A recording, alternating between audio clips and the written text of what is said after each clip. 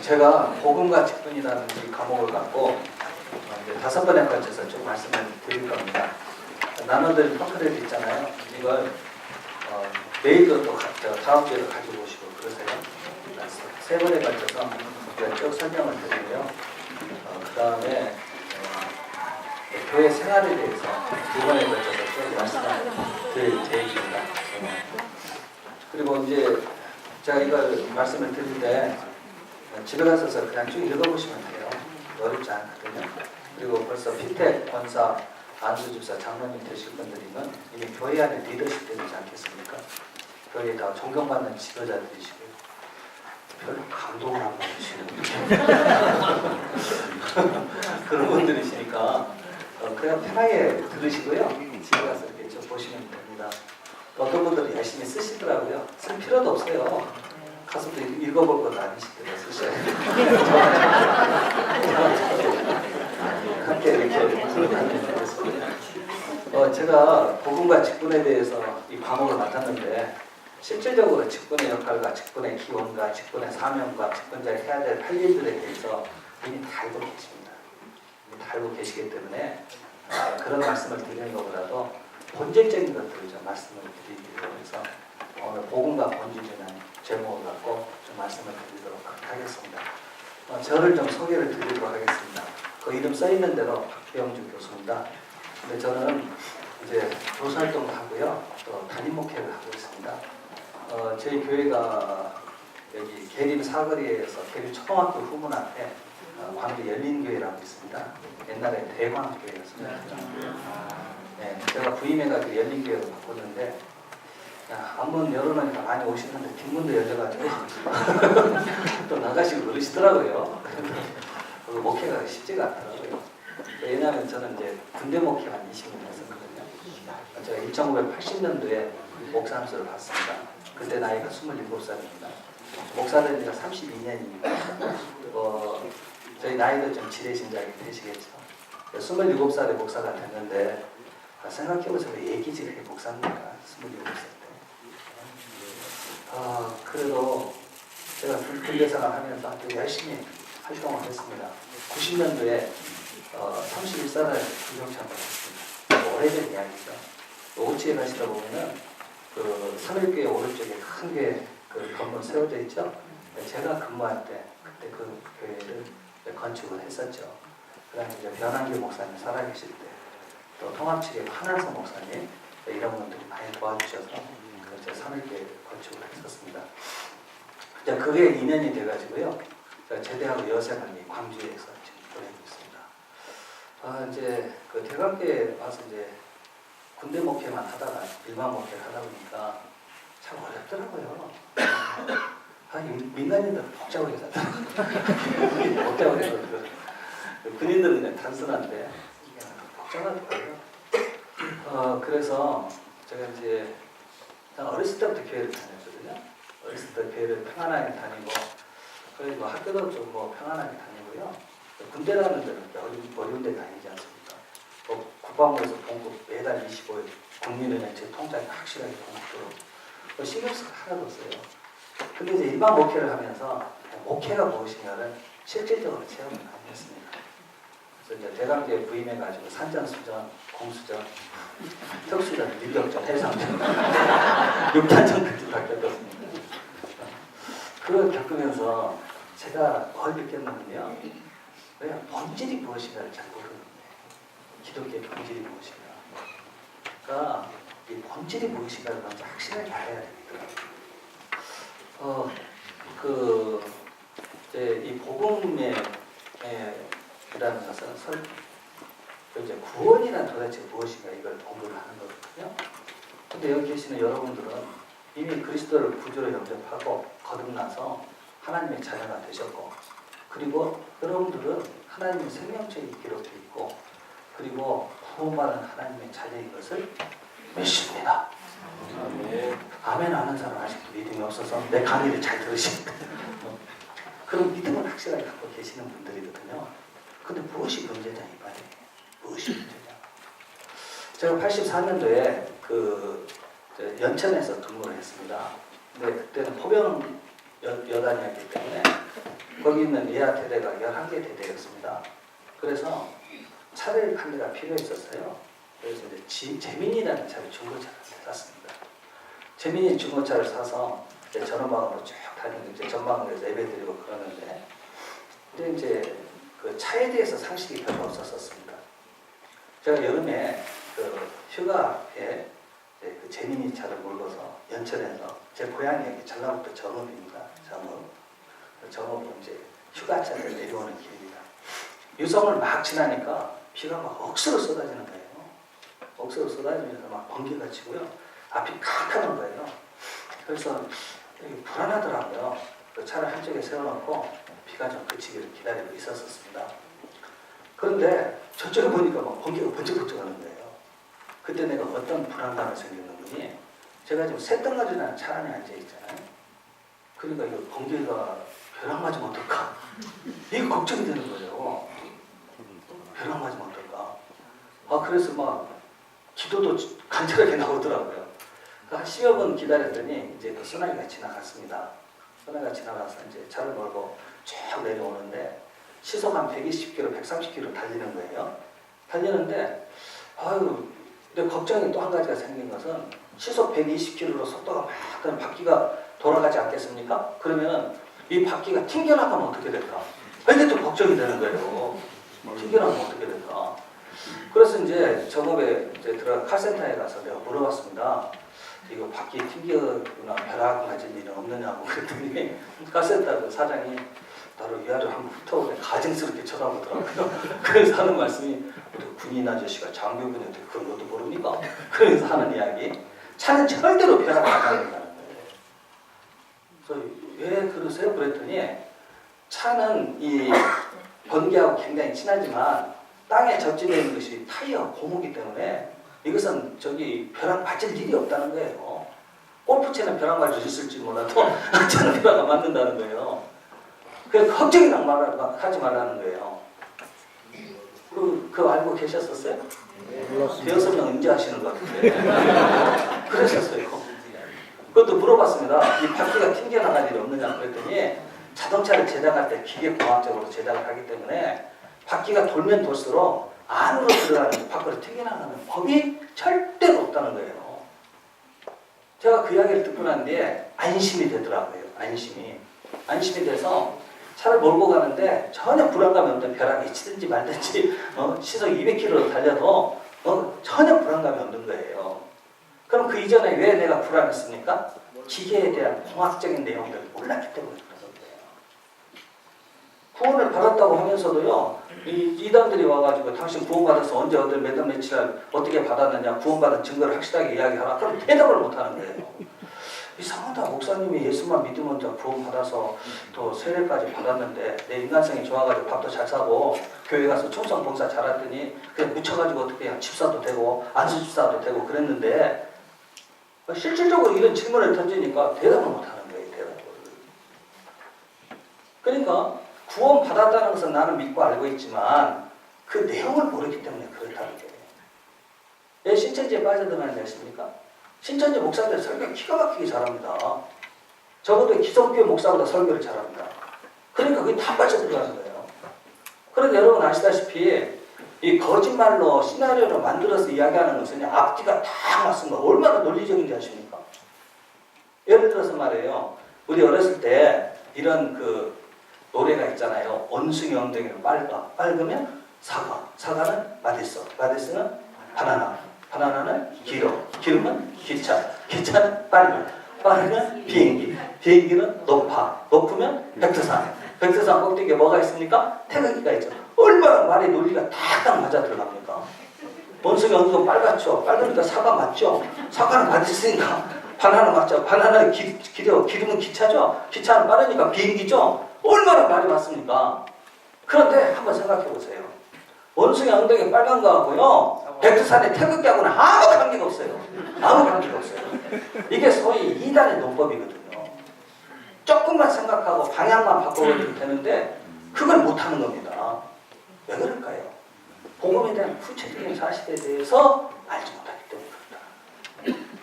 그러므로 이 복음이 무엇인가를 확실하게 알면은 봉사하고 섬기고 11조 생활하고요. 새벽기도 하는 거고요.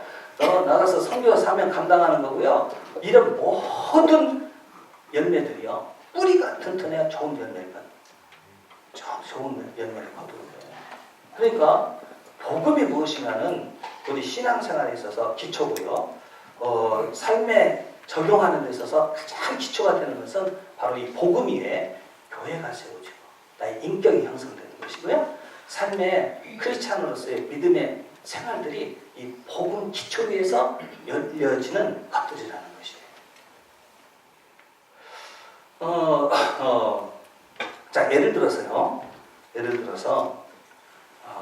저희들 이제 고등학교 다닐 때 방정식, 미분, 적분, 고등 수학까지 다 공부하시잖아요. 그죠? 인수분해도 다 공부하셨고요. 방정식, 인수분해, 미분, 적분을 풀어 헤치는 데 있어서 가장 기초가 되는 게 무엇입니까? 소위 말해서 수학의 기초가 무엇입니까?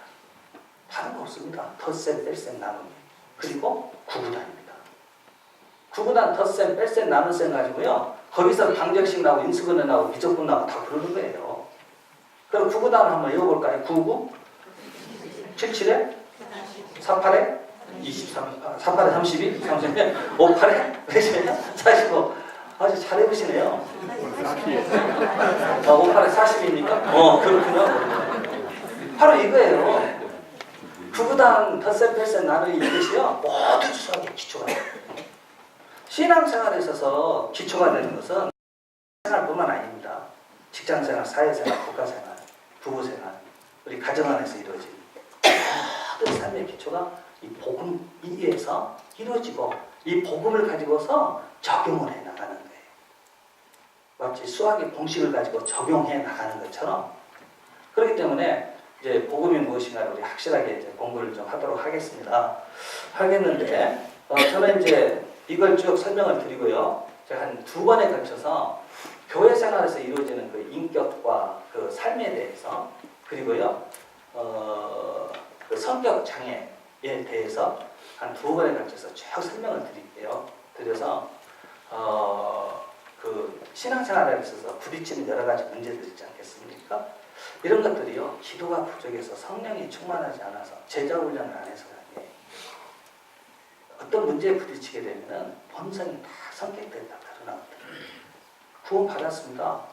구원 받았는데 아담의 타락한 그 본성들이 그대로 나타나는 거예요. 그러니까 이런 것들이 왜 어떻게 해서 나타나는가 이런 문제들에 대해서 설명을 드리도록 그렇게 하도록 하겠습니다. 자, 복음이라는 것은 기쁜 소식이거든요. 한번 1번을 보도록 하겠습니다. 우리가 구원을 받아야 할 이유에 대해서 자 구원이란 포괄적인 개념으로 모든 악과 고난에서 뭐하는 것이라고 했어요? 해방되는 것이라는 것이었어요.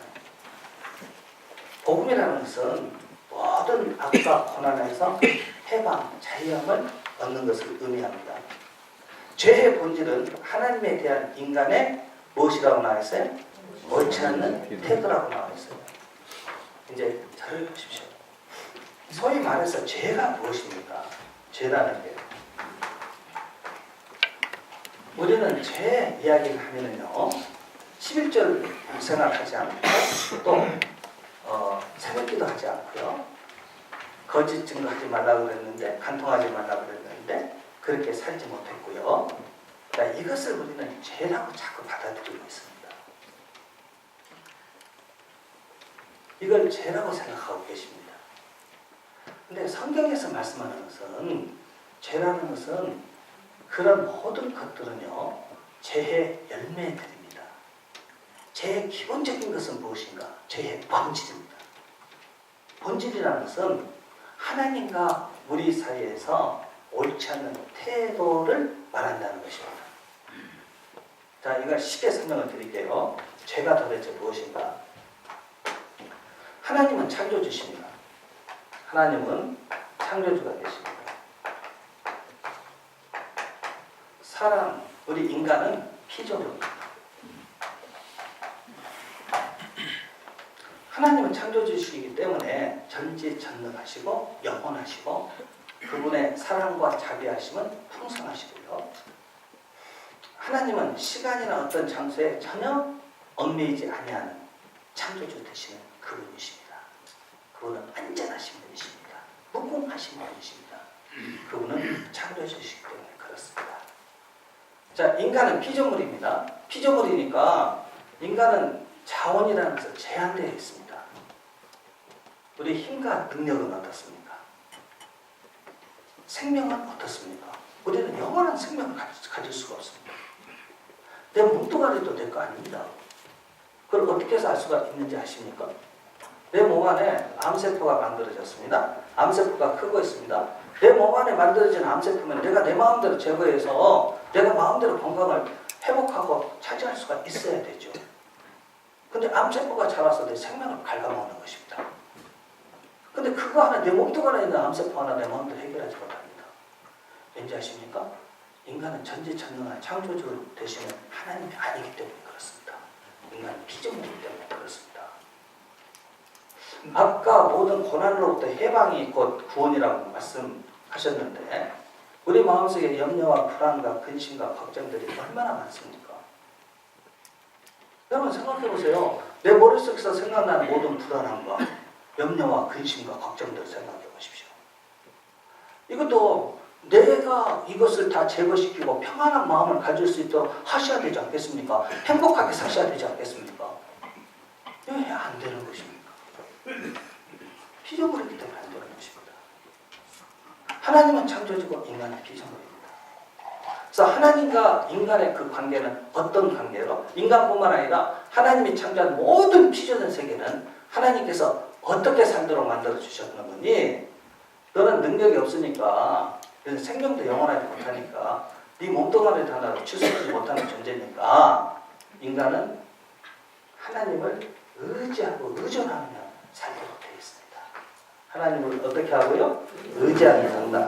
의존하며 살도록 되어 있습니다. 인간은 능력이 제한되어 있습니다. 그래서요, 제한된 인간의 능력을 하나님을 통해서 공급받고 살도록 되어 있다는 거예요. 시편 18편 1절에서 다윗이 고백했던 것처럼 나의 힘이 되신 여호와의 내가 주를 사랑하나이다 이렇게 고백합니다. 인간의 힘은 제한되어 있습니다. 여기 저보다 나이 드신 어르신들한테는 죄송하지만 저도 힘들더라고요. 군대 생활 할 때는 얼마나 팔팔하게 뛰어다니는지 아십니까? 요즘 다리에 바람도 들고요, 허리도 아프고요. 잠이 없다는 것은 난 그 이해를 못했는데요. 어머나 새벽 1시, 2시에도 잠이 벌떡벌떡 깨고요. 늙어간다는 것은 어쩔 수 없더라고요. 인간은 완전 흑열한 존재가 전혀 없습니다. 하나님께 의존하면서 나의 제한된 힘 때문에 하나님의 힘을 내 힘으로 만들어서 그 능력으로 살아가는 것입니다. 하나님은 의지하고 살아. 인간은 피조물이다. 하나님은 창조주다는 것입니다. 하나님이 창조하실 때요. 창세기 1장 1절 태초에 하나님이 천지를 창조하시네 이 말씀을 확실하게 믿으면 성경 66권이 믿어질 뿐만 아니라 내 인생에 대해서 염려하고 걱정은 하나도 없습니다. 창세기 1장 1절이요. 참 성경의 모든 말씀에 결론이 거기 들어있고 시작이 거기 들어있습니다. 한번 생각해 봅시다. 태초에 하나님이 천지를 창조하셨다고 그랬습니다. 태초에 하나님이 천지를 창조하셨다. 하셨다. 그럼 한번 봅시다. 태초라는 단어를 삭제해 봅시다. 하나님이 천지를 창조하셨느니라. 천지도 삭제해 봅시다. 하나님이 창조하셨느니라. 창조하셨느니라 이것도 삭제해 버립시다. 남아있는 것은 뭡니까? 하나님이십니다. 모든 인생의 주인은 하나님이십니다. 역사의 주인도 하나님이십니다. 모든 만물의 주인도 하나님이십니다. 이 말씀은 하나님 말씀입니다. 모든 만물, 우주, 공간, 모든 역사와 시간의 주인이 되시는 분이 하나님이시라고 창세기 1장 1절에서 말씀하십니다. 그럼 하나님은 영으로 계시는 하나님이신데 무엇을 창조하셨다고 설명하고 있는 건요? 천지를 창조하셨습니다. 천지. 다시 말해서 우주, 공간, 모든 장소 이것을 하나님께서 창조하신 것입니다. 하나님은요 천지, 우주, 공간, 장소만 창조하신 것이 아니고요 태초, 시간을 창조하신 겁니다. 태초의 시간입니다. In the beginning. 하나님은 시간과 우주 공간을 창조하신 분이시기 때문에 시간의 주인이 누구세요? 하나님이십니다. 시간이 연결돼서 역사를 만드는 것입니다. 그래서 역사의 주인도 하나님이시라는 것입니다. 이해가 잘 안 되시는 것 같으니까 또 설명을 좀 해드릴게요. 하나님은 영으로 계신 하나님이기 때문에 시간과 공간에 제약을 받지 않습니다. 지금 여기 주말에 힘드실 텐데 이제 앉아 계시잖아요. 시험도 안 보니까 걱정하지 마시고요. 레포트도 안 하니까 걱정하지 마시고요. 그냥 편하게 들으시고요. 또 피곤하면 주무셔도 괜찮아요. 여호와는 그 사랑하는 자에게 잠을 주시는 줄로 그랬으니까 또 주무셔도 괜찮으니까 그냥 주무셔야 편하게 주무시는데요. 지금 오후 7시에 광신대학교 국제관 세미나실에 우리는 여기 앉아있는 겁니다. 지금 이 시간에 내 몸뚱아리가 집에 있을 수는 없는 거고 야구장에 있을 수는 없는 것입니다. 물론 인간의 정신세계는요 5만 가지를 지금 생각하고 계시죠? 그럴 거예요. 저 사람은 생긴 것이 저렇게 했는데 나이가 몇 살이나 됐을까? 옷을 왜 저렇게 입고 있을까? 다 그 인간성에 따라서 그렇게 다 보는 건데요. 그렇습니다. 생각이라는 것은 어떻습니까? 지금 5대학 6대들을 막 이렇게 생각하고 계십니다.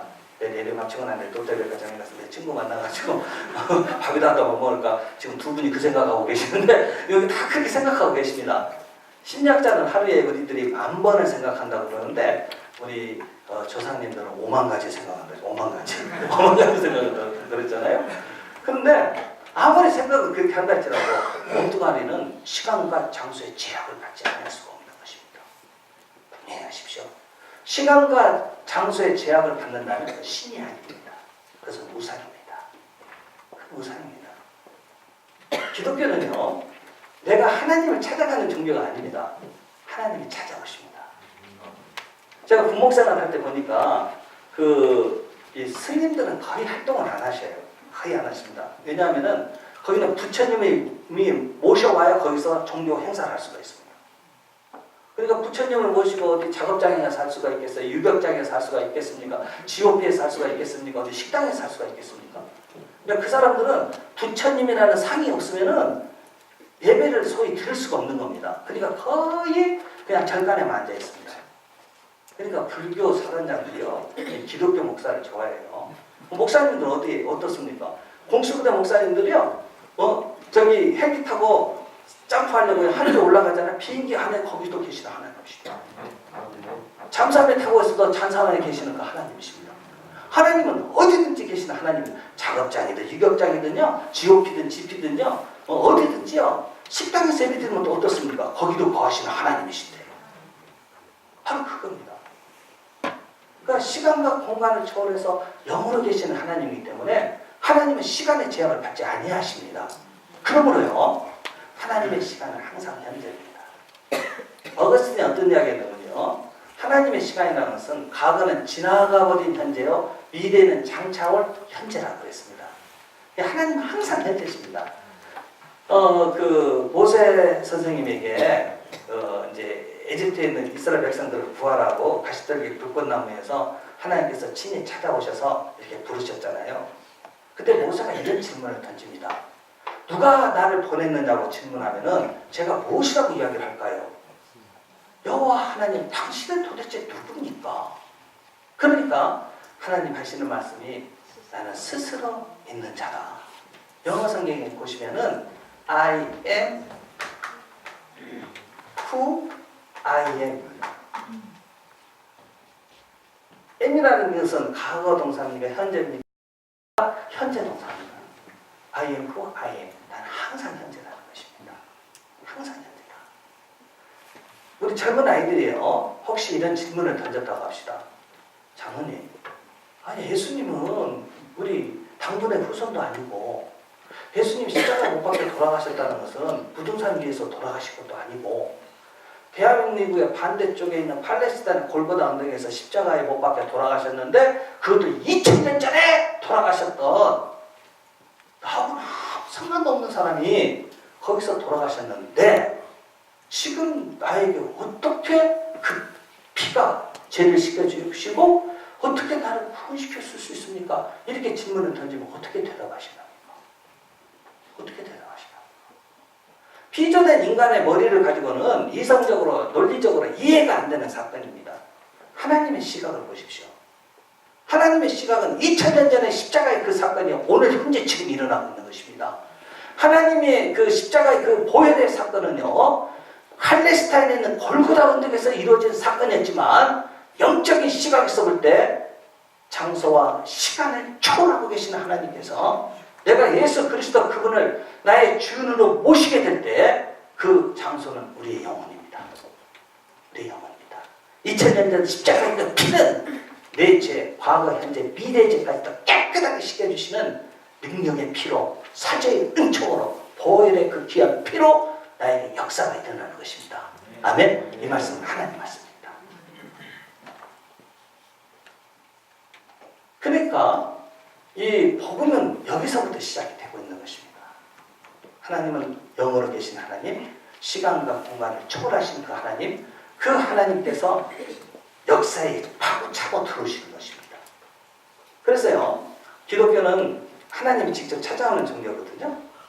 로마서나 갈라디아서에 있는 말씀들이 그 사도 바울이 특히 복음에 대해서 그렇게 강조를 많이 하고 있었는데 바울에게 있어서 한 가지 사건이 있었죠. 그 사건이 어떤 사건입니까? 잘 알고 있는 사건. 사도행전 9장에 다메섹 도상에서 부활의 주님이 찾아오셨다는 사건이었습니다. 사도 바울이 거기서요, 예수님 만나기 위해서 예수님 당신이 진짜 메시아입니까? 그걸 알기 위해서 몸부림치면서 금식하고 말입니다. 철야기도 하면서 했던 건 아닙니다. 성질이 더러운 인간이었습니다. 예수 믿는 사람 잡으러 가는 것입니다. 근데 부활의 주님이 찾아오셨습니다. 사도 바울이요, 이 사도행전에 보면은 3번에 걸쳐서 당신께서 예수님 만난 그 체험에 대해서 계속 간직을 합니다. 사도행전에 3번 나오지만요, 아마 바울 선생님은 가는 곳곳마다 내가 만난 그 예수님에 대해서 소개를 합니다. 소개합니다. 주께서 부활하신 그분이 찾아오셨습니다. 분명히 십자가 못 박혀 죽었던 그분이 시간과 공간을 초월해서 살아나신 그 부활의 그 생명의 주께서요, 직접 사울에게 찾아왔던 것입니다. 바로 이겁니다. 기독교는 하나님께서 찾아가시는 종교입니다. 여러분 아시다시피 아버지를 속이고 형 예서를 속이고 야곱 도망가잖아요. 그죠? 도망가다가 그 얼마나 힘들었겠어요. 그날 도망갈 때 어느 정도 뛴지 아십니까? 전주에서 못 볼 정도로 도망갔으니까요. 그렇게 도망갔으니까요. 그래서 하루길 이렇게 걸었어요. 얼마나 피곤했겠어요. 그래서 그냥 돌베개 베고서 잠을 자고 있었잖아요. 잠을 자고 있는데 누가 찾아옵니까? 사닥다리가 보이는 거예요. 하나님이 거기 찾아와 계시는 거예요. 야곱이 깜짝 놀랍니다. 깜짝 놀랍니다. 아니 하나님은 우리 할아버지, 아버지가 사시는 그곳에 계시는 줄 알았더니 하나님도 여기에 계시다는 것입니다. 그래서 그곳 이름을 벳엘이라 하나님의 집이라고 했습니다. 여기 계시는 여러분들, 사닥다리를 통해서 야곱에게 보내주던 그 꿈의 의미가 도대체 무엇입니까? 사다리라는 것은요, 올라가는 기능이 있고 내려오는 기능이 있습니다. 야곱에게 보여줬던 사다리의 그 환상은 다른 건 아니었습니다. 하나님이 사다리를 타고서 야곱에게 찾아와 주셨던 것입니다. 삭개오를 찾아갔던 우리 주님을 보십시오. 수가성의 그 여인을 만나러 가셨던 우리 주님을 한번 보십시오. 그 주님께서 여러분들을 찾아와 주셨던 것입니다. 저희 집이 이제 전읍이라고 그랬잖아요. 여기 백양사의 은혜 호텔입니다. 예, 거기 본사님이 우리 집 앞뒷줄 살았어요. 저희 집 물어보면 다 알아요. 다 아시는데 저희 집이 이렇게 예수를 믿기에 복음이 들어오게 된 한 사건이 있었습니다. 저희 집이 이제 그 전업에서 약국을 했습니다. 박약국이라고요. 약국을 했는데 1년에 한 번씩 무당들하고 붙하는 집이었고요. 무사기 쪄도 뭐 다 아시잖아요. 우리 예수 믿기 전에는 다 그렇게 살았으니까. 저희 어머니가 40살에 그 7남매 막내로 저를 낳습니다. 주책 없이 뭐하러 그때 40살에 저를 낳는지 뭐 주책이라는 건 주님이 책임져 주시겠다는 말인데 하여튼 낳았는데 아유 저희 집 저 이제 막내 아들도 이제 마흔에 나서 얼마나 애지중지 키웠겠어요. 그래서 뭐 하는지 아세요? 내장사 거기 가서 다 절간에 가서 절시켜요. 저는 이제 절하러 가는 건데 절간에 절. 그래서 탑돌이 시켰어요. 탑돌이. 탑돌이는 아시죠? 탑 가지고 이렇게 만지면서 이제 걸으면서 기도하고 훌륭한 사람 되게 해준다고. 제가 내장산 그 탑 앞에서 탑돌이 하면서 기도해가지고 목사가 된 사람입니다. 근데 뭐 되는 일이 없는 거예요. 근데 저희 집 앞에 그 단골레 할머니가 그 점쟁이 할머니가 계셨고요. 그 옆에 이제 교회 다니는 집사님이 계셨습니다. 제가 머리 아프다 그러면 그 단골레 할머니 오시라고 그래가지고 그 이제 보자기에다가 하얀 백미 이렇게 넣어서 아주 다 경험 있는 사람들 다 지금 아는 체 하시는데요. 그래가지고 머리 만지작 그러면 그만 낫는 것 같더라고요. 근데 그렇게 살았던 거예요. 근데 이게 저 백미 쌀로 해가지고 이렇게 만지작 그러면 나을 수밖에 없어요. 왠지 아십니까? 이거 모세혈 가면 이렇게 자극을 하니까 머리가 좀 개운해지거든요. 그 다음날 도져서 문제지. 그렇거든요. 근데 저희 어머니가 하루는 밤에 꿈을 꿔요.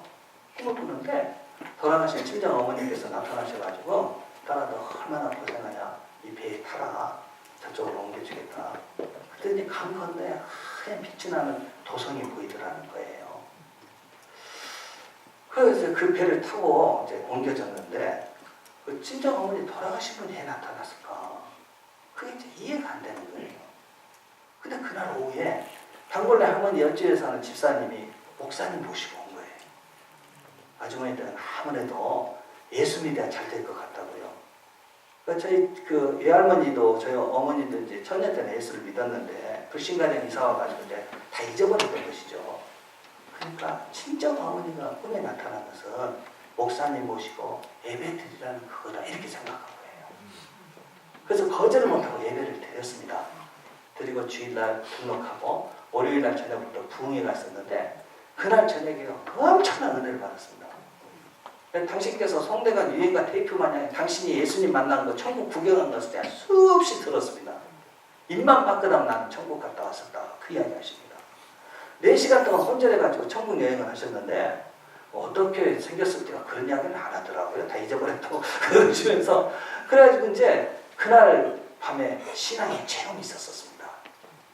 그래가지고요 옛날에는 부흥회가 토요일날 새벽까지 하지 않았겠어요. 그래서 이제 토요일 새벽까지 교회에서 먹고 자면서 은혜 받고요 기도하고요. 그런데 이제 집에서는 난리가 난 겁니다. 며느리가 갑자기 가출해서 행방불명됐습니까? 응? 토요일날 이제 새벽기도 마치고 집에 오니까 저희 할아버지, 시아버지 되시는 분이 며느라의 안방으로 들어라. 너 어디 갔다 왔냐? 일주일 동안. 그래서 저희 집 교회 가야 됩니다. 예수 믿어야 됩니다. 그랬더니 할아버지 하시는 말씀이 야 동양귀신 섬기기도 바쁜데 언제 서양귀신까지 섬기냐? 그러면서 하시는 말씀이 야 네가 교회를 다니지 말든지 응? 아니면 내가 이 집을 나가든지 둘 중에 하나 택하라고 그랬습니다. 저희 어머니 순하게 생기신 분입니다. 근데 저희 어머니 뭐랬는지 아십니까? 아버님 죄송하지만 나는 목에 칼이 들어도 예수 안 믿고는 못 삽니다. 그랬습니다. 목에 칼이 들어도 예수 안 믿고는 못 삽니다. 그래가지고 우리 할아버지가 집을 나갔습니다. 한 달 만에 찾았어요. 서대복 밑에 암자에 계시는 분 모셔왔죠. 그 뒤에 뭐 말로도 할 수 없이 한남과 핍박이 많았지만 그렇게 해서 복음이 돌았습니다. 이런 체험이 있으셔야 합니다. 나 이런 체험이 있으시기를 축복합니다. 체험이 있으십니다. 이미 체험 가지신 분들입니다. 주님이 찾아와 주셔서 내 영혼의 지성소에 부활의 생명의 은혜를 우리 계시는 분 한 분 한 분들에게 허락하여 주셨고 선물로 주셨고 이제 하나님께서 너를 좀 내가 써먹으려고 여기 와서 좀 훈련 좀 받아 오셨지 않았겠습니까? 아니, 별로 감동을 안 하셔요. 이 말씀을 잘 들어보세요. 그래서요 하나님은 창조주고 인간은 피조물이니까 하나님과 어떻게 해요? 의지하고 의존하면서 살도록 만들었습니다. 그러니까 하나님과의 관계가 이렇게 능력의 파이프를 공급받고 살도록 되어 있습니다. 이런 공급을 받으려면 어떻게 해야 됩니까? 내가 하나님을 의지하고 살아야 됩니다. 하나님께 의지하고 사는 것은 어떤 형태로 나타나는 거니? 순종으로 나타납니다. 순종으로. 하나님을 의지하지 않는 사람은 순종하지 않습니다. 하나님 없이 내 마음도 내 주장대로 살겠다고 이야기합니다. 죄는 무엇인가? 하나님과 관계가 끊어진 것이고 이게 죄입니다. 죄는 무엇인가? 하나님과 관계가 단절된 게 죄입니다. 왜 하나님과 관계가 단절됐습니까? 아담이 이야기합니다. 마귀가 속삭이는 말은 네가 이것을 먹는 날에는 하나님과 같이 되리라는 그 유혹 앞에 굴복하고 맙니다. 선악과를 둔 것은요, 이 선악과를 가지고 이것이 무슨 뭐 복숭아인가 무슨 뭐 앵두인가 무슨 이런 거 상상하지 마십시오. 성경은 그런 걸 지금 이야기하는 거 아닙니다. 그걸 말하는 게 아니고요. 이 사건의 핵심은 무엇인거니 인간에게 주어진 자기 의지라는 게 있잖아요. 의지. 하나님의 형상과 하나님의 모양대로 창조받은 우리 인간에게는 로봇처럼 조작에 의해서 움직이는 존재들이 아닙니다. 내가 선택할 수 있는 그 권한을 인간에게 두었습니다. 이것을 자유의지라고 합니다. 자유의지. 내가 선택하는 겁니다. 자유, 내가 스스로 선택하도록 만든 것입니다. 연애 결혼하셔서 그 남자분을 내 남편으로 모셨습니까? 그러면 선택은 누가 한 거예요? 내가 선택한 거죠? 그럼 책임은 누가 져야 돼요? 진짜 어머니가 책임져야 됩니까? 진짜 오빠가 책임져야 됩니까? 아니 누가 시집가라고 그랬어요? 지가 좋아가지고요. 자기가 책임을 져야 되는 것입니다. 마귀는 아주 교만합니다. 아담에게 이런 이야기를 하는 겁니다. 네가 이것을 먹는 날에는 죽지 아니하고 네가 영생하는데 하나님과 같이 될 수가 있다. 하나님과 같이 된다는 것입니다. 인간은요, 하나님의 형상과 모양대로 지음받았기 때문에 누구라도 신이 되려고 하는 욕망이 아주 강합니다. 신적 욕망이 있습니다. 신적 욕망이라는 게 어떻게 나타나는 거니? 남을 지배하려고 합니다. 다스리려고 합니다. 나를 조종하려고 합니다. 남자들은 어떻습니까? 권력주의로 가죠. 돈, 명예죠. 그래서 다른 사람들이 다 나에게 복종하고 따르도록 만드는 이게 신적 본능들입니다. 내가 그런 능력이 없으면 어떻게 합니까? 패거리를 만들어서요. 내가 힘을 발휘하려고 합니다.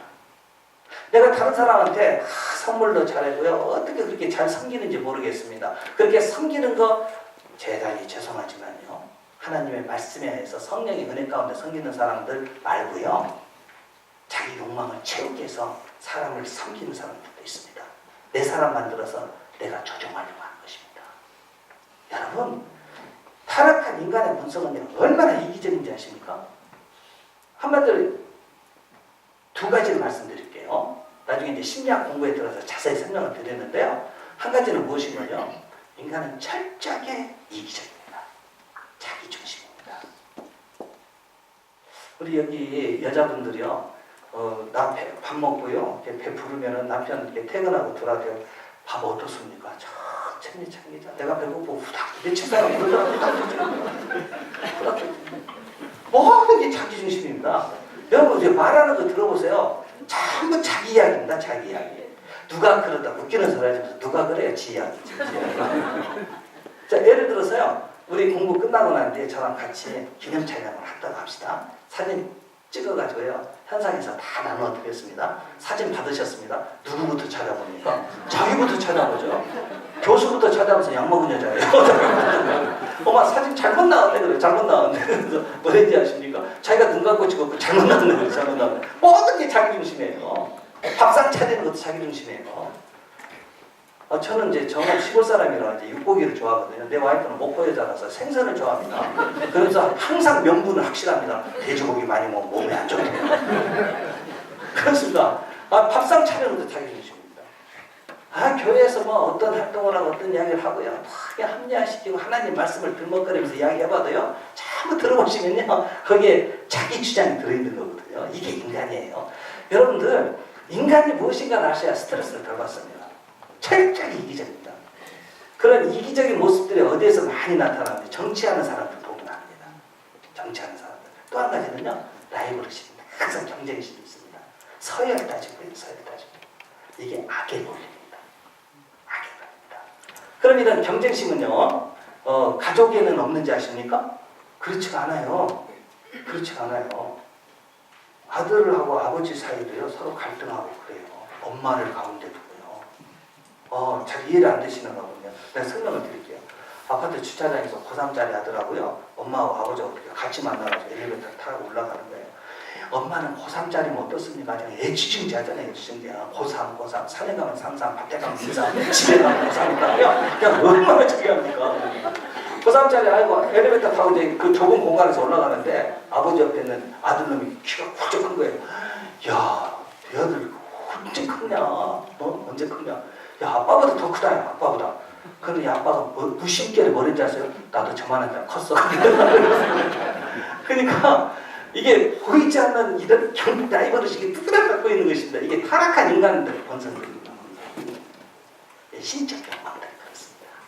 우리 남자분들은요, 군대 갔다 와서 뭐 잘 아시잖아요. 군대 가서 그렇게 착하던 아이가요, 병장도요, 완장 딱 차고 내무반장 시켜보세요. 갑자기 사람이 돌변하잖아요. 부장님께 그냥 착착착착 움직일 때요, 왕된 기분이죠, 왕된 기분. 그 단편소설 완장이라는 단편소설 있잖아요. 그 모순 출신에게 완장하는 체험이니까 세상이 지것처럼 막 돌아다니는 거예요. 그게 인간이 가지고 있는 심정이에요. 그런데 이런 악의 논리를 확 뒤집어 놓으시는 누구신 분이 예수님이십니다. 우리는 지배관이라는 것입니다. 성김이라는 것입니다. 자기 주장이 아니라 순종이라는 것입니다. 순종이라는 것입니다. 그래서요, 이 신적 욕망을 갖고 있는 인간들이요, 자기 주장을 하는 것입니다. 하나님 없이도 내가 살 수 있다는 것입니다. 독립선언한 것입니다. 선악과 따먹었습니다. 관계가 끊어져갔습니다. 단절되어 버렸습니다. 구원이라는 것은 무엇인가? 단절된 하나님과 피조된 관계를 회복시켜 주시는 겁니다. 이게 구원입니다. 왜요? 하나님의 능력을 떠난 인간이라는 것은 제한된 존재이기 때문에, 우리의 능력은 제한되기 때문에 고통과 근심과 염려와 죽음의 공포와 사람이 한 번 죽는 것은 정한이에요. 그 이유는 반드시 심판이 있겠다고 말씀하고 계시는데, 지옥의 심판에 대한 두려움이 무의식적으로 잠재적으로 우리 마음들을 힘들고 괴롭히게 만듭니다. 죄책감을 갖도록 만듭니다. 아까 고난으로부터 해방되기를 원하십니까? 이건 관계를 회복시켜야 됩니다. 회복시켜 주시는 분이 누구십니까? 복음입니다. 예수 그리스도 그분이라는 것입니다. 그분이라는 것입니다. 나는 포도나무에 너희는 가지니, 포도나무에 가지가 붙어 있으면 저절로 열매를 맺는 것입니다. 하나님께서 관계 회복을 통해서 우리에게 많은 비유를 들어서 설명을 해주십니다. 여호와는 목자고 우리는 그의 양이 됩니다. 아들과 아버지의 관계를 설명을 해줍니다. 다 이런 것들이 관계 회복에 대해서 말씀을 하고 계시는 것입니다. 자, 이해가 되십니까? 네. 한 걸음 더 나가세요. 그럼 죄악의 본질이라는 것은 하나님과 관계가 단절된 것이라고 말씀을 드렸는데, 그럼 죄악의 열매가 나타나는 것들이 뭘까요?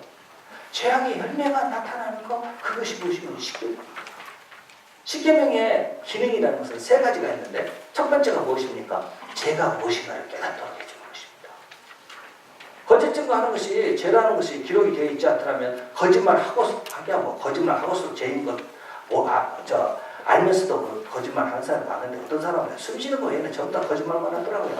뭐 그렇던데, 그러나 십계명을 통해서 이것은 죄다 이것을 분명하게 설명해 주셨습니다. 이게 계명이요, 율법입니다. 그럼 한번 생각해 봅시다. 왜 십계명을 다 지킬 수가 있습니까? 예수 안 믿는 사람들에게요, 십계명 이야기하면 코를 숨칩니다. 예수 안 믿는 사람들, 불신자들에게 있어서는 계명 이야기하면은요, 이 시대 그게 중요하냐고 이야기합니다. 그래서 예수 안 믿는 사람들은 십계명 다 안 지켜도 11번째 계명만 잘 지키면 됩니다. 11번째 계명 들키지 말라, 안 들키면 됩니다. 근데 12번째 계명이 있는데 12번째 계명은 들켰을 때는 끝까지 오리발 내면 오리발 내면에도 안 되면 13번째 계명 필리핀으로 도망가라. 그러니까 여기 계시는 우리 피택받은 귀하신 분들, 예수 안 믿는 사람들에게 십계명 이야기하고 죄 이야기 해봤자 그 말도 먹히지도 않습니다. 먹히지도 않아요. 성격 급한 사람은요, 빨간불 신호도 바뀌잖아요. 그럼 뭐라고 지나가죠? 목사님, 빨간불을 빨리 가라는 분이 너무 삭하버립니다. 머리가 뜨거워더라고요. 지금 시대는요, 도덕과 윤리를 이야기할 수가 없습니다. 지금 엉망진창인 세상이지 않습니까? 그런데 이런 분들이 교회를 오니까 목사님이 설명하면서 회개하십시오. 죄인들 막 그럽니다. 그럼 남자들 기분 더럽게 나쁩니다. 내가 뭐 세컨드 두고 사는 것도 아니고, 내가 얼마나 법 없이 사는 깨끗하고 성실한 사람이고, 근데 무슨 죄인이라고 이야기합니다. 죄인이라고. 이걸 분명한 개념 정리가 되셔야 됩니다. 죄는 무엇입니까? 죄가 내가 거짓말해서 이간질해서 죄가 아닙니다. 하나님과 관계가 단절된 게 죄라는 것입니다. 하나님과 관계가 단절되니까 피조물이라는 것은 능력이 제한되어 있습니다. 능력이 제한되어 있으니까 어떻게 해야 됩니까? 나의 능력을 보충하도록 만들어야 됩니다. 그럼 어떻게 하면 됩니까? 남의 것을 내 걸로 만들면 되는 겁니다. 어머나 200만 원짜리요. 가방을 들고 다니는데 그렇게 욕심이 났어요. 명품 가방입니다. 나는 그걸 내 걸로 갖고 싶은데 돈이 없어서 못 삽니다. 방법은 간단합니다. 그거 빼앗으면 되는 것입니다. 내 거 만들면 됩니다. 그런데 이게 그냥 주는 게 아니라 그냥 안 주겠다고 덤비면 그래서 칼로 찔러서 죽여버렸습니다. 그래서 내 걸로 만들면 되는 것입니다. 그래서 죄가 생기는 겁니다. 도둑질이 생기고 살인이 생기는 것입니다. 하나님 주신 내 아내를 통해서 풍요로운 삶을 누리도록 만들어 주셨는데 내 안에 만들어 놓으니까 또 다른 여자가 자꾸 눈에 보이는 겁니다. 그래서 감독죄 짓는 것입니다. 그래서요, 제약의 열매라는 것은 어떻게 해서 나타나느냐? 제한된 자원 때문에 그렇다는 것입니다. 그런데 한 걸음 더 나가서 예수님이 산상수훈에서 어떤 말씀을 하시는 거니? 여자를 보고 음욕을 품은 자보다 이미 간음의 죄를 범했다고 말씀하고 계십니다. 도둑질 하지 않는 것만 죄가 아니라 탐심이 도둑질의 죄를 지었다고. 살인하지 않는 것만 죄가 아니라 형제를 보고 나가라 하고 미움 한차는 살인의 죄를 범했다고 합니다. 이 말씀 많이 들어보셨죠? 교회들 다니시죠? 네. 다 들으셨죠? 여러분, 성경에서 말씀하시는 그 윤리는요, 일반적으로 말하는 소위 그 윤리의 교훈을 이야기하고 있는 유교 종교하고도 비교할 수가 없습니다. 그래서 참 높은 윤리에 대해서 말씀하고 계십니다. 기독교 윤리는요, 외적 윤리가 있고 내적 윤리가 있습니다. 내적 윤리는 어떤 윤리입니까? 마음의 윤리입니다. 마음으로 짓는 죄, 생각으로 짓는 죄입니다. 예수님 말씀이 바로 그 말씀입니다. 네가 간통하지 않았느냐? 그래 좋다. 7계를 범하지 않았다. 그러나 여자를 보고 음욕을 품으면 이미 간음의 죄를 범했다는 것입니다. 여기 남자 되시는 분들 이쁜 여자 지나가면 봐요, 안 봐요? 장로님들 안 보나 보다. 나는 보이던데.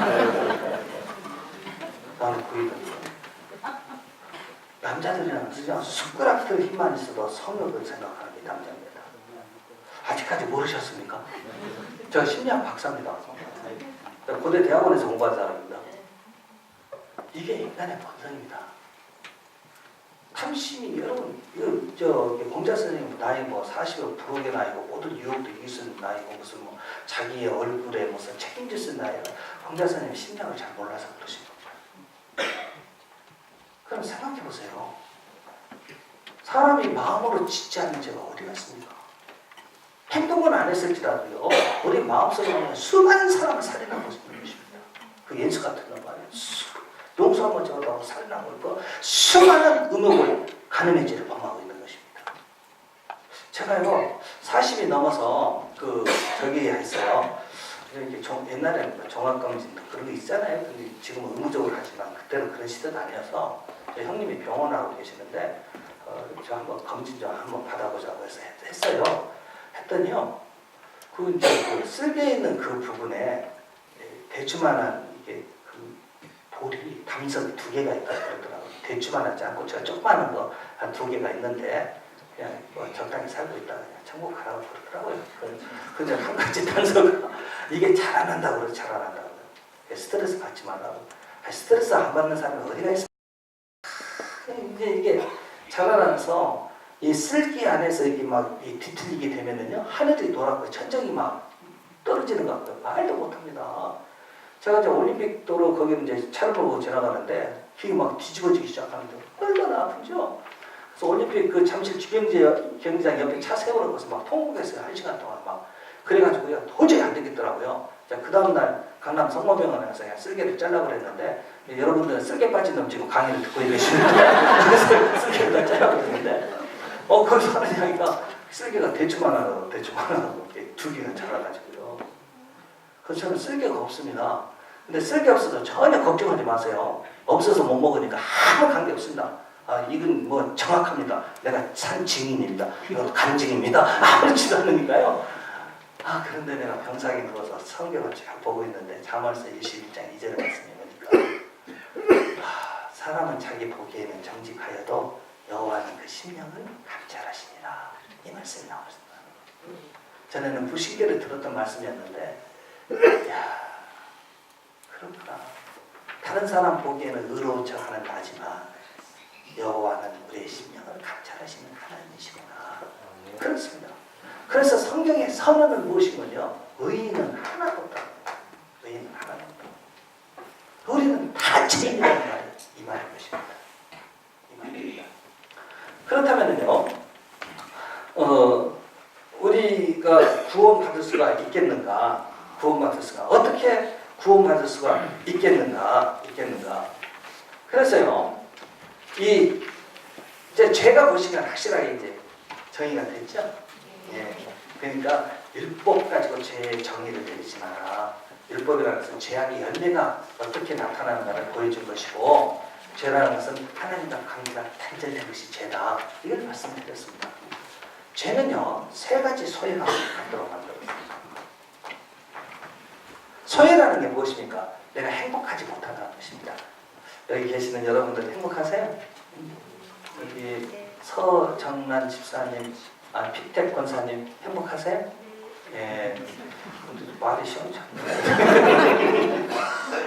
굉장히 얼굴 행복해 보이시죠?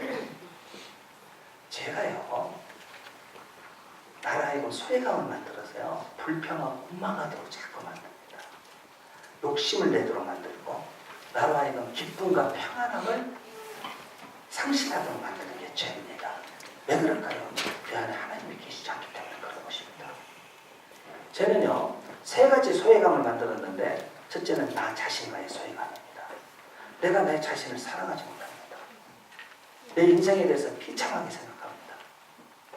내 마음 안에 행복이 없으니까 엉겅퀴, 가시, 대못들, 상처 다 마음속에 좀 품고 있는 것입니다.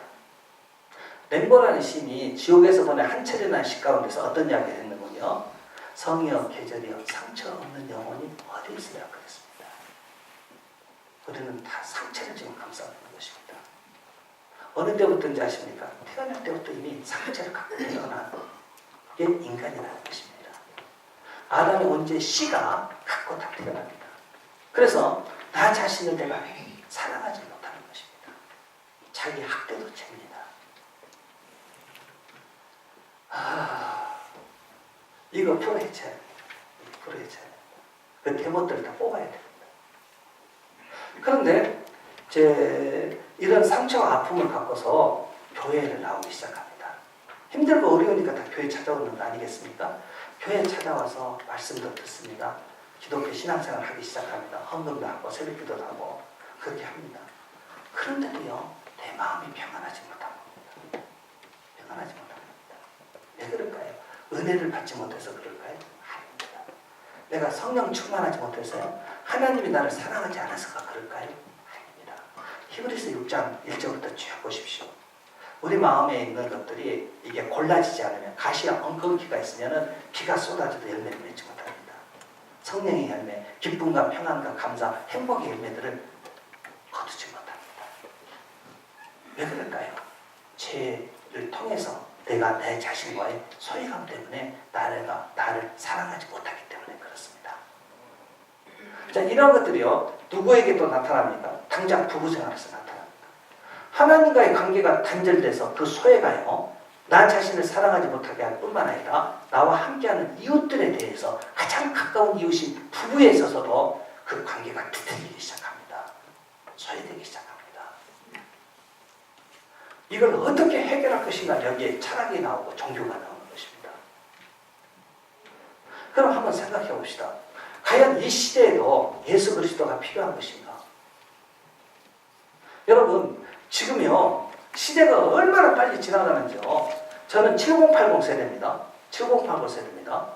제가 있을 때는 축음기 야외 전축이라는 게 있었습니다. 소풍 갈 때 그거 가지고 다니면서 계단을 춤추고 그랬습니다. 지금은 어떻습니까?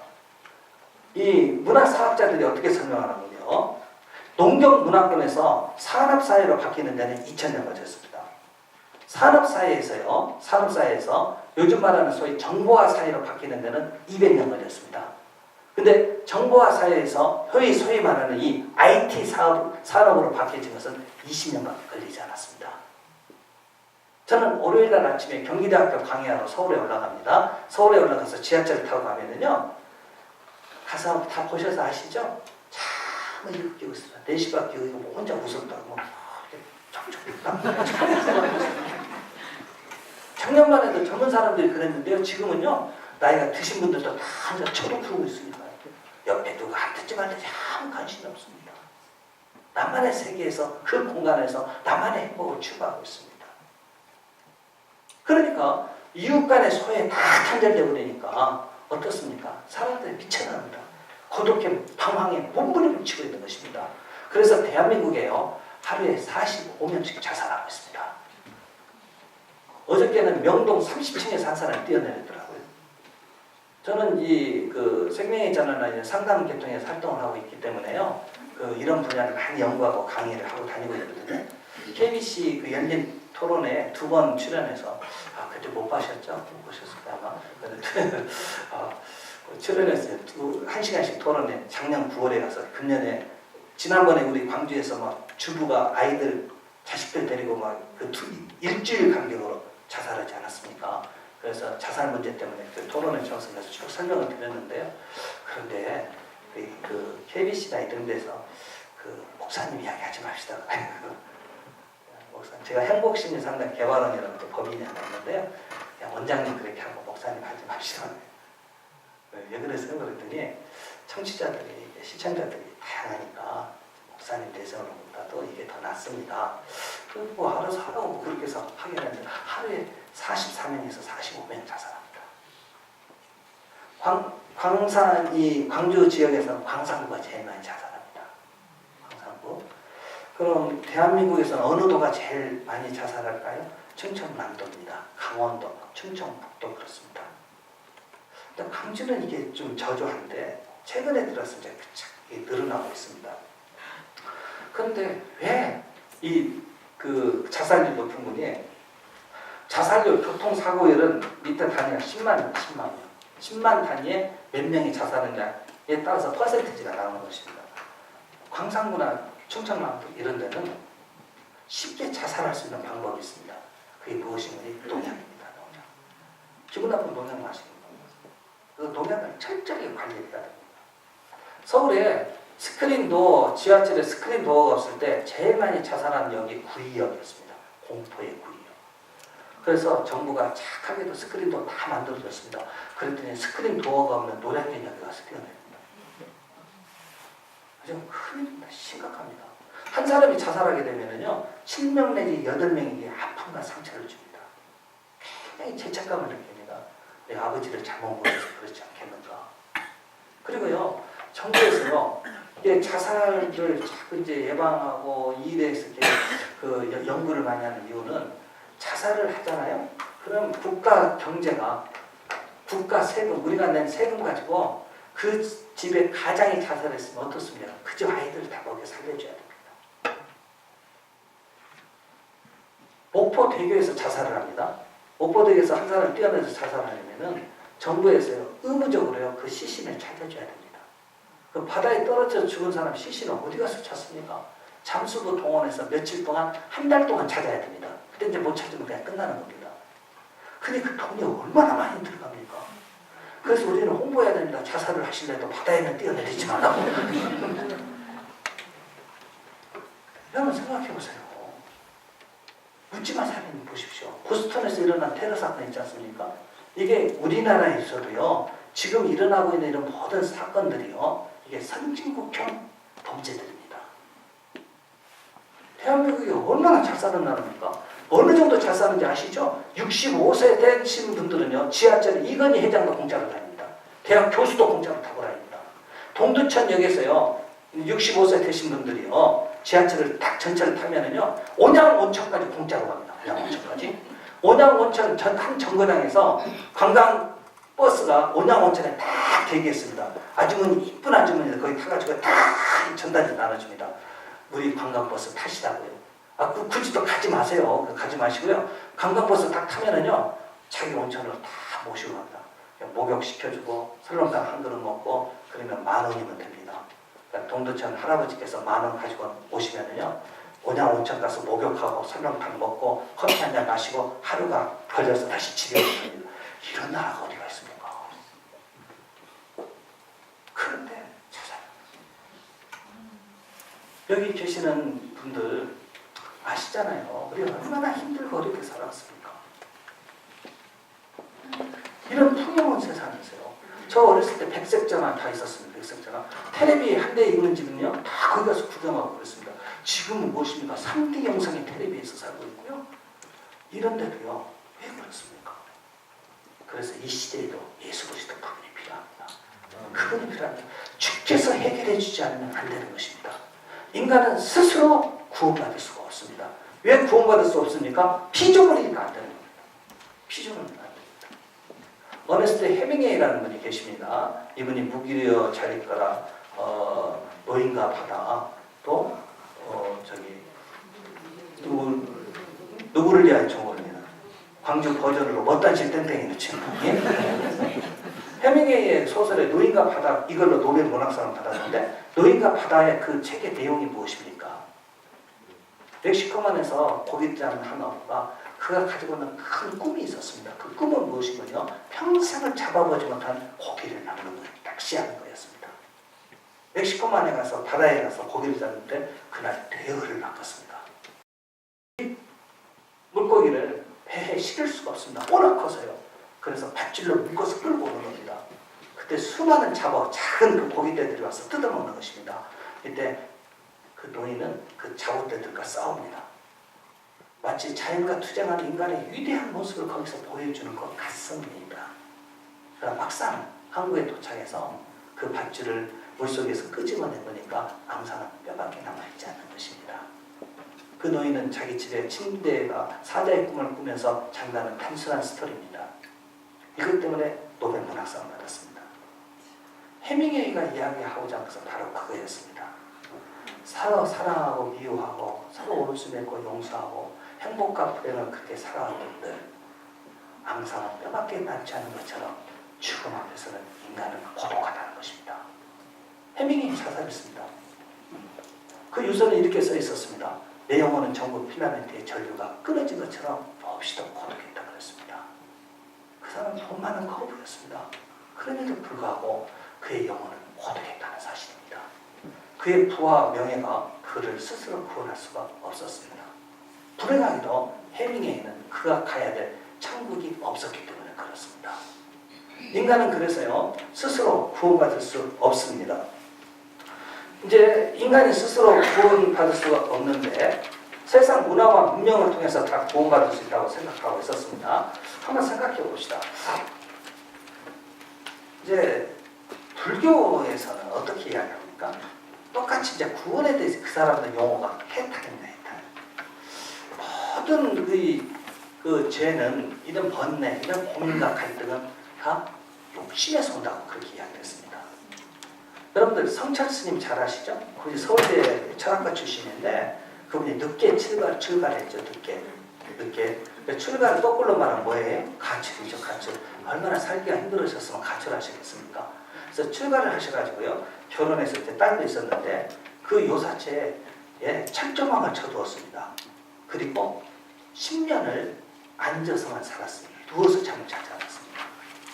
누워서 잠을 자지 않았습니다. 불교에서는 어떻게 이야기하는 거니? 모든 욕심은 다 어디에서 오는 것이냐? 인연에서 온다고 해요. 인연. 인연 전연 아니고 연에서 온다고. 인연에서 온다고 해줍니다. 인연에서. 그래서요, 이 모든 연을 다 끌어야 된다고 이야기합니다. 모든 연을. 그래서 요사체 주변에다가 철조망을 쳐놓고요, 10년을 자선하고 살았습니다. 보고 싶은 딸, 아내, 그 연을 끊기 위해서요. 그리고 이분이 어떤 이야기 하십니까? 유명한 법문을 합니다. 인간은 다 죄인이다 그랬습니다. 사람은 다 죄인이다. 다 지옥에 간다고 그랬습니다. 뭐 10년 동안에 자선에 성경복 다 나와 있는데 욕심이 잉태해서 다 지들이 갔다 성경이 다 나와 있습니다. 이게 성찰스님의 유명한 본문입니다. 그러니까 이거는 대단히 양심적인 스님이었습니다. 인간 스스로 구원받을 수 없다는 것입니다. 그렇다면요, 우리를 구원시키기 위해서는 다른 데서 누가 우리를 구해주러 와야 됩니다. 태평양 바다에서요, 자초가 됐으면은 누가 그걸 구할 수가 있겠습니까? 타이타닉호의 침몰은 다른 데가 와서 구해줘야 됩니다. 하나님은요, 이걸 우리의 이런 문제들, 아까 고난으로부터 해방시켜서 구원관을 허락하기 위하여 하나님은 복음을 주셨습니다. 그 복음이 어디에 나오느냐? 창세기 3장 15절에 나옵니다. 꼭 기억해 두십시오. 창세기 3장 15절. 창세기 3장 15절이 성경 66권을 해석하는 가장 중요한 성경 기절입니다. 여자와 너는 원수가 되게 하겠다. 마귀와 사람은 원수가 됩니다. 여자의 후손도 마귀와 뱀과 원수가 됩니다. 뱀은 여자 후손의 발뒤꿈치를 상하게 하지만 여자의 후손은 뱀의 머리를 짓밟아하겠다는 것입니다. 여자의 후손이라고 그랬습니다. 남자의 후손이라고 하지 않았습니다. 여자의 후손입니다. 이사야 선지서는 7장 4절에 말씀합니다. 그 여자의 후손은 보라 처녀가 잉태하여 아들을 낳으리니 그 이름은 임마누엘이라 하라. 임마누엘은 뭡니까? 하나님이 거기에 계시다는 것입니다. 하나님께서 친히 사람으로 이 땅에 오시는데 여자의 태를 빌려서 이 땅에 오시겠다는 것입니다. 여자의 후손의 발뒤꿈치를 뱀이 상하게 한다고 그랬죠? 그 여자의 후손은 십자가의 고난을 당할 것을 여자의 후손은 뱀의 머리를 짓밟는다 그랬죠. 죽음의 권세를 깨뜨리고 그 여자의 후손인 메시아가 부활할 것을 말씀하고 계십니다. 창세기 3장 15절이요. 성경 66권을 해석하는 가장 중요한 키워드예요. 열쇠가 되는 성경 기절입니다. 창세기 3장 16절이 내 예언이 그대로 응답되어진 것이 요한복음 3장 16절 말씀입니다. 그래서 성경은요, 창세기 3장 15절 가지고 해석해 들어가야 됩니다. 이만희를 예언한 거 아닙니다. 안산홍이를 예언한 거 아닙니다. 정명석이 예언한 거 아닙니다. 여자의 후손입니다. 남자를 알지 못하는 여자의 후손입니다. 여러분들, 이만희가 자기 아버지 아들이라고 한 이 시성을 가진 자기 아버지 아들이 아니라고 그러면 그 자식은 호로 자식입니다. 그 사람은 인간의 사람이죠. 하나님의 사람이 아닙니다. 여자의 후손, 이분이 메시아의 예수 그리스도입니다. 그분이 이 땅에 오셔서 우리를 구원시킨 사건입니다. 그렇다면요, 예수님의 십자가의 사건과 부활이 성경 66권의 가장 그 핵심적인 말씀인데, 조금만 더 하고 마칠게요. 말씀인데, 자, 우리 한번 이거 보십시다. 자, 첫 장 한번 보시면은 우리가 구원받아야 될 이유 설명드렸어요. 한 장 뒷면 넘기시면은 사람은 스스로 구원할 수 있는가? 이거 설명드렸어요. 그 다음에 3페이지 보시면은요, 3번은 어떻게 나옵니까? 예수의 삶과 죽음과 부활은 구원의 사건이다. 집에 가셔서 이걸 좀 밑줄 그면서 한번 읽어보십시오. 읽어보시면 참 좋은데, 예수의 삶과 죽음과 부활은 구원의 사건이다. 이걸 한번 보도록 하는데요. 셋째 줄 한번 보도록 합니다. 오직 예수 스스로가 자기가 구원자임을 가르쳤고 그 가르침이 예수의 죽음으로 인해 헛된 것 같았으나 예수의 부활에 의해 그 가르침이 옳았음이 확인될 때만 부활은 예수가 구원자임을 확인하게 되는 효과를 가져오게 됩니다. 그렇기 때문에 그리스도의 부활, 죽음, 부활은 굉장히 중요한 사건이다. 자, 이상의 내용을 알기 쉽게 간단히 종합해 다음과 같습니다. 예수님은 자신과 자신의 가업에 대한 이해는 마가복음 10장 45절에 가장 잘 되어 있습니다. 마가복음 10장 45절은 어떤 말씀인 겁니까? 인자가 온 것은 섬김을 받으러 옴이 아니라 섬기려 하고 많은 사람의 대속물로 죽으러 왔다, 이 말씀입니다. 그럼 저를 한번 봐주실랍니까? 저를 봐주시면 이것만 설명해드리고 마치도록 하겠습니다. 예수님의 메시아인가? 정말 창세기 3장 15절에 여인의 후손을 통해서 창세기 3장 15절은 원시복음입니다. 원시복음이라는 것은 최초의 기쁜 소식이라는 것입니다. 원시복음 최초의 기쁜 소식인 창세기 3장 15절에 여인의 후손을 통해서 메시아를 보내주겠다는 것입니다. 그러면 과연 나사렛 예수가 성경에 예언된 메시아가 맞는가? 이것을 검증할 필요가 있습니다. 만약에 예수가 메시아가 아니라면 우리는 지금 사기당하고 있는 사람들입니다. 그럼 원리적으로 예수가 메시아가 맞는가? 이것을 확인을 좀 해봐야 됩니다. 그럼 예수님이 메시아가 맞는가를 아시려면 이렇게 해야 됩니다. 그분이 어떤 인생을 살았는가, 어떤 삶을 살았는가, 그리고 그분이 어떤 말을 했는가, 그가 하신 말씀이 확실하게 역사적으로 증명되어졌는가, 이게 중요합니다. 그러면 마태, 마가, 누가, 요한복음이 예수님의 삶에 대해서, 그분의 말씀에 대해서, 십자가의 죽음과 부활에 대해서 기록한 말씀입니다.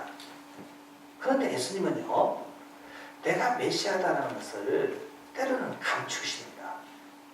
감추시는데 마가복음 10장에 가서 어떤 말씀하시는 분이 자기는 인자라고 그랬습니다. 인자. 병자, 춘자, 말자, 영자 아니고요. 사람인자, 아들자자, 사람의 아들이라는 것입니다. 인자가 온 것은 섬김을 받으려 함이 아니라 섬기려 오고 많은 사람의 대성물로 죽으러 왔다. 이렇게 말씀하셨습니다. 근데 우리는 인자가 그런가 보다 하겠지만 이 말씀을 듣고 있는 유대인들은 무슨 말인가 빨리 알아듣습니다. 왜냐하면 다니엘서 7장 13절에 여기에 다니엘이 환상 가운데 이 땅에 오실 메시아에 대해서 소개를 해놓고 있습니다. 소개를 하고 있는데 다니엘서 7장 13절에 어떤 장면이 나오는 거니 사람의 아들이 보이는 겁니다. 인자가 보이는 겁니다. 여자가 아닙니다. 남자입니다. 딸이 아닙니다. 아들입니다. 사람의 아들이 등장합니다. 사람의 아들이 등장하는데 거기에 구름이 보입니다. 자, 샤키마, 이 구름은 뭡니까? 하나님의 임재의 상징입니다. 솔로몬 성전이 봉헌할 때 어떻습니까? 성전 안에 샤키마, 구름이 꽉 차 있었습니다. 예수님이 부활 승천하실 때 구름 타고 오신다. 그러니까 안식교 신자는 어떻게 물어보는 거예요? 어떻게 이야기하는 거니? 예수님이 구름 타고 오셨다고 그랬는데 당신네들은 하늘을 쳐다보고 뭉게구름 타고 올 것인가, 무지개구름을 타고 올 것인가, 새털구름 타고 올 것인가, 이거 계산하고 그거 바라보고 있을 것이냐? 아닙니다. 예수님이 구름 타고 오신다는 말은 하나님으로 땅에 오신다는 그 말입니다. 그러니까 다니엘서 7장 13절에 보니까 하나님이 나타나셨는데, 임재하셨는데 그 메시아는 사람으로 오신다는 겁니다. 아들로 온다는 것입니다. 남자로 온다는 것입니다. 다니엘서 7장 13절에 나오는 그 인자, 사람의 아들이 누구냐? 나다 이 말입니다. 나다. 그 인자가 난데 인자가 온 것은 섬김을 받으려 함이 아니고 섬기려 하고 많은 사람의 대성물로 죽으러 왔던 그 말입니다. 이 말씀은 하나님 말씀입니다. 믿으시기 바랍니다. 그럼 그 인자인 사람의 아들이 정말 메시아가 맞냐 이 말입니다. 다니엘서 7장 13절에 예언된 그 메시아가 예수 그리스도 이분이라면, 그렇다면 이 말을 인용했다고 해서 우리가 메시아라고 믿을 수가 있겠느냐? 아니라는 것입니다. 아니라는 것입니다. 그분이 메시아인 것을 확실하게 보여준 사건이 십자가의 사건입니다. 부활의 사건입니다. 주께서 십자가 못 박혀 돌아가셔서 그 사건이 종결돼서 우리가 메시아를 믿을 필요가 없습니다. 그러니까 부활했다는 사실입니다. 부활했습니다. 자, 잘 한번 보십시오. 기독교의 신앙은요, 환상이 아니고 망상이 아닙니다. 여기 계시는 성도 여러분들, 우리는 망상의 종교를 믿고 있는 사람들 아닙니다. 기독교의 신앙은 망상이 아니고 실제입니다. 리얼리티입니다. 실제입니다. 실제는 무엇에 관한 실제입니까? 역사에 대한 실제입니다. 성경은요, 히스토리입니다. 역사를, 구속의 역사를 기록해놓은 책입니다. 역사를 떠나서는요, 성경을 설명할 수가 없습니다. 예수 그리스도 그분은 역사적으로 실존했던 실제 인물이라는 것입니다. 이걸 말씀하고 계십니다. 그러면 주님께서 부활이 과연 가능했겠는가? 어떻게 가능할 수가 있겠는가? 어떻게 가능할 수가 있겠는가? 왜 그렇습니까? 그분은 창조주기 때문에 그렇습니다. 태초에 천지를 창조하셨다. 이 말씀은 어떤 말씀입니까? 하나님은 시간과 공간을 창조하신 하나님이십니다. 시간과 공간을 창조하신 하나님께서 처녀의 몸을 빌려서 이 땅에 태어나는 것은 내 집사람이 얘기하는 것보다 훨씬 쉽습니다. 그분을 창조주시니까. 그분 창조되신 주께서 우리 죄를 대속해서 우리를 악과 고난으로부터 해방시키기 위해서 하나님이 친히 그렇게 오셨던 것입니다. 그렇다면 구체적으로 이것이 나에게 어떻게 적용될 것인가 기대하십시오. 다음 주 토요일 오후 6시 40분 전 시간을 빠지더라도 4시간을 꼭 참석하십시오. 감사합니다. 고생하셨습니다.